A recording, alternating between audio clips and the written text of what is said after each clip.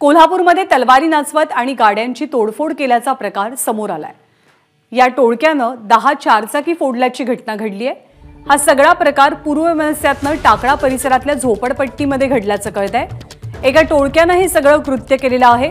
तलवारी नाचवत गाड्यांची तोडफोड झाली आहे। या टोळक्यानं जवळपास 10 गाड्यांचं नुकसान केल्याचं सध्या कळतंय। विजय केसरकर आपल्या सोबत आहेत। विजय, हा सगळा कधीचा प्रकार आहे, काय कारवाई आतापर्यंत झाली आहे? ज्ञानदा, खरं तर हे सगळे दृश्य, हे सगळे जे गाड्यांची तोडफोड केली हे पाहिल्यानंतर कोल्हापूर शहरामध्ये, जिल्ह्यामध्ये नेमकं काय चाललंय असा प्रश्न पडतो।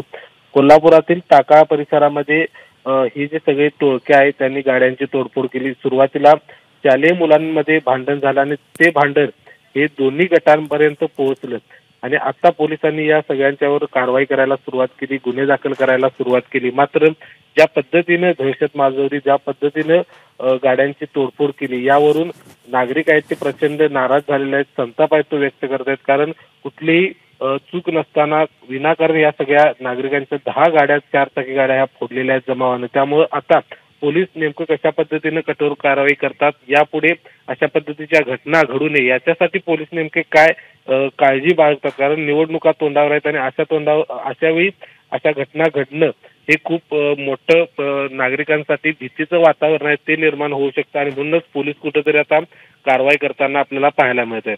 ज्ञानदा, धन्यवाद विजय या माहितीबद्दल। एबीपी माझा, उघडा डोळे बघा नीट।